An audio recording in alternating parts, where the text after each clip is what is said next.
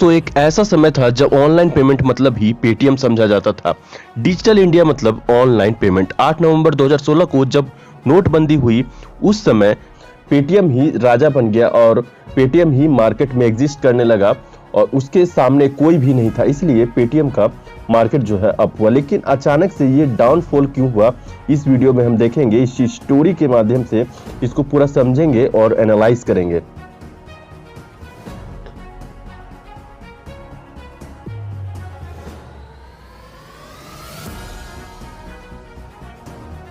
तो 22 फरवरी 2022 को कुछ हुआ यूं कि साउथ दिल्ली की डीसीपी बेनिता मैरी जैकर का एक कार एक्सीडेंट हो गया।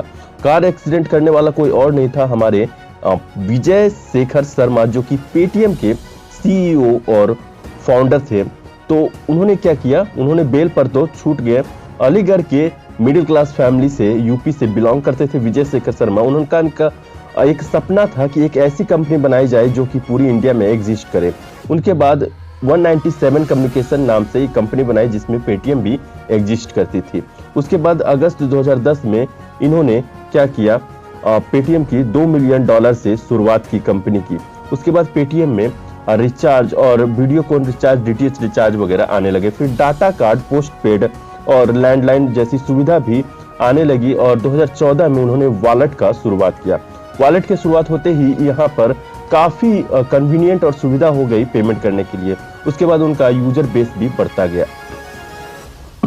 फिर पेटीएम में अलीबाबा और बर्कशायर हाथवे और टाटा जैसी कंपनियां भी इन्वेस्ट करने लगी।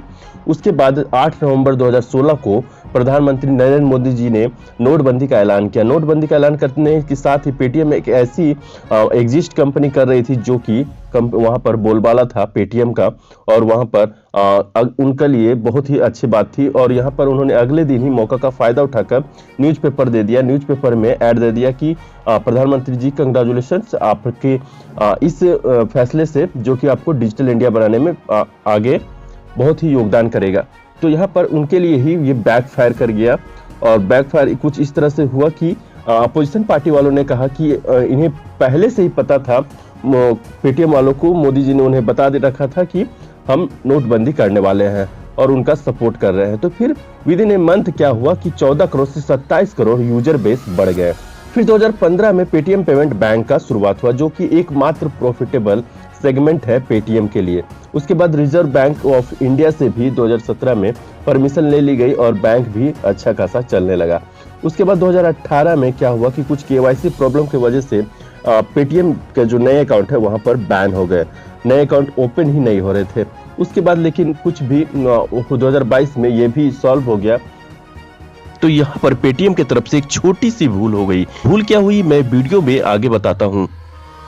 कंपनी आगे बढ़ ही रही थी, पेटीएम पेमेंट बैंक चल ही रहा था। उसके बाद फोन पे, गूगल पे, एयरटेल पेमेंट बैंक आ गए और वहां पर उसके बाद क्या हुआ, डाउनफॉल होना स्टार्ट हुआ। सबसे बड़ी गलती वही थी, एनपीसीआई ने यूपीआई लॉन्च कर दी। एनपीसीआई ने यूपीआई लॉन्च करने के बाद ही वहां पर क्या हुआ कि बैंक टू बैंक ट्रांसफर बहुत ही इजी हो गया। लेकिन पेटीएम ने ये नहीं अपनाया, यूपीआई इतनी जल्दी नहीं अपनाया। उन्होंने अपनाया लेकिन कुछ दिन बाद अपनाया, तब तक गूगल पे और फोन पे जैसी कंपनियां अपना बोलबाला स्थापित कर चुकी थी मार्केट में और पेटीएम को काफी नुकसान हुआ। काफी नुकसान होने के बाद उन्होंने फिर से पेटीएम में यूपीआई का लॉन्च किया। लॉन्च करने के बाद ही थोड़ा सा उनका यूजर डाटाबेस जो है, यूजर बेस बढ़ा। उसके बाद जाके उन्होंने एक आईपीओ लॉन्च किया जो कि $20 बिलियन वैल्यूएशन के साथ उन्होंने आईपीओ लॉन्च किया, जो कि सबसे कोल इंडिया लिमिटेड के बाद सबसे बड़ी आईपीओ थी इंडिया में। उनके आईपीओ का प्राइस रखा गया 2150। विजय शेखर शर्मा का कहना था कि यह कस्टमर के, इन्वेस्टर के हिसाब से बहुत ही कम प्राइस रखा गया है, लेकिन जो इन्वेस्टर थे उनके हिसाब से बहुत ज़्यादा प्राइस थी, जो कि एक्सपर्ट थे। उसके बाद क्या हुआ कि इनकी जो कंपनी थी, जो शेयर आईपीओ थे, काफ़ी ज़्यादा मात्रा में करने लगे, शेयर मार्केटिंग ट्रेडिंग करने लगे। तो शेयर ग्रे मार्केट में भी काफी जोरों शोरों से 20% प्रीमियम के साथ सेल करने लगा और ये काफी ज्यादा हाइक थी। शेयर की सेल्स और परचेस की जाती है। उसके बाद क्या हुआ कि 2021 में यहाँ पर उनका वैल्यूएशन जो है काफी 1560 हो गया और अभी के वैल्यूएशन के हिसाब से देखा जाए तो मात्र 620 रुपए हो गया है आईपीओ पेटीएम का, जो कि 71% डाउनफॉल के साथ चल रहा है। तो ऐसा क्यों हुआ, आगे की वीडियो में हम देखते हैं, पूरी डिटेल में समझते हैं आखिर ऐसा हुआ क्यों, ये डाउनफॉल होने का कारण क्या था। तो चलिए आइए समझते हैं कि क्या वो कारण है जिसके कारण पेटीएम का डाउनफॉल हुआ। तो हुआ क्या, कुछ ऐसा कि विजय शेखर शर्मा सर ने क्या किया कि उन्होंने आईपीओ जो लॉन्च किया काफी हाई प्राइस में किया था, और इतनी हाई प्राइस में करने के कारण क्या हुआ कि यहाँ पर दो कंपनियां थी जो कि पेटीएम और कार ट्रेड कंपनियां थी, उनका आईपीओ डाउन हो गया। वही दो मात्र कंपनियां थी जिनका वैल्यूएशन भी काफी ज्यादा था। तो $20 बिलियन के हिसाब से इनका वैल्यूएशन किया गया था, लेकिन इसका मात्र 3300 करोड़ रुपया वैल्यूएशन हुआ था, जो कि काफी कम था। तो शेयर अर्निंग प्राइस रेशियो के हिसाब से देखें तो यहाँ पर जो प्राइस अर्निंग रेशियो होती है वो हम नहीं निकाल सकते हैं, क्योंकि ये लॉस मेकिंग कंपनी पेटीएम थी, इसलिए हम इनका सेल्स रेशियो निकाल सकते हैं। प्राइस टू सेल्स रेशियो के हिसाब से देखें तो पेटीएम का मात्र 35 नंबर आता है यहाँ पर पेटीएम का, क्योंकि यहाँ पर लॉस मेकिंग कंपनी है पेटीएम।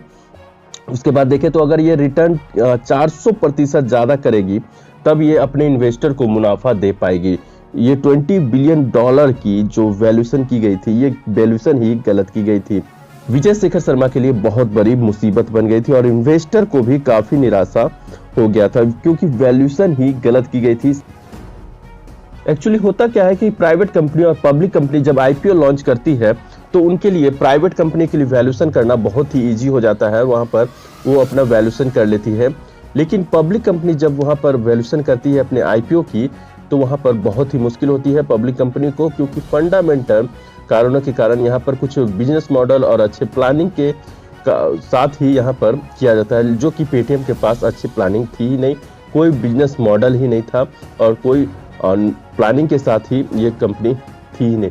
तो यहाँ पर पेटीएम ने क्या किया है कि कई सारे फाइनेंसिंग कंपनी का अपना सेगमेंट लॉन्च किया है, और कई तरह के यहाँ पर ऑल इन वन सर्विसेज अपने ऐप में देने के लिए, recharge, bill payment, scan and पे, यहाँ पर आप गोल्ड खरीद सकते हैं, मूवी टिकट बुकिंग कर सकते हैं, इवेंट का यहाँ पर शो बुक कर सकते हैं, तो कुछ भी कर सकते हैं आप यहाँ पर ऑल इन वन।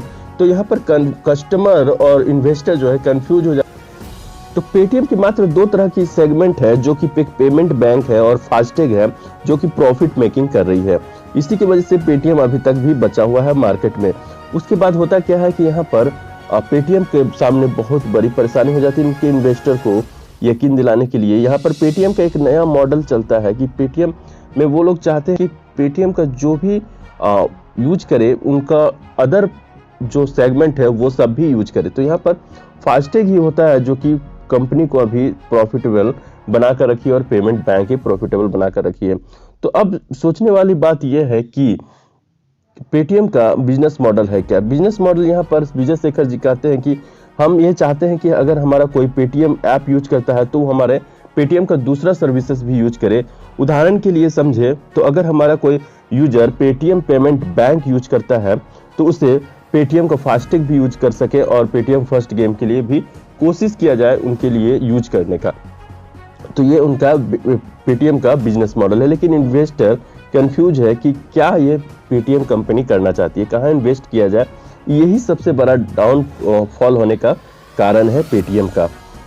बात करें कि पेटीएम के पास एक सबसे बड़ा जो कि ये था मेजर था, वो था वास्ट यूजर डाटा का। वास्ट यूजर डाटा उनके पास बहुत ज्यादा था, लेकिन regulatory framework for account aggregators ने क्या किया 2021 में ये एक रूल लाया कि यहाँ पर अगर आपके पास डाटा है तो कोई भी फिनटेक कंपनी उस डाटा को यूज कर सकती है। तो एक एग्जांपल के तौर पर समझे कि अगर पेटीएम के पास कोई डाटा है कि यूजर्स इन्वेस्ट करना चाहते हैं तो वो डाटा फोन पे, गूगल पे, कोई भी एयरटेल पेमेंट बैंक भी कर सकता है यूज। ये सबसे बड़ी मुसीबत की बात थी पेटीएम के लिए कि उनके डाटा का इस्तेमाल कोई भी कर सकता था। इसीलिए पेटीएम क्या करती है कि आप देखते होंगे उनके ऐप पर तरह तरह के डील देते रहते हैं, कैशबैक देते रहते हैं, ताकि आप उनका ऐप को छोड़ कर ना जाए और उनके ऐप को आप यूज करें तो आपको बहुत ही अच्छा लगे कि हमें कैशबैक मिल रहा है और गिफ्ट कार्ड वगैरह भी मिल रहा है।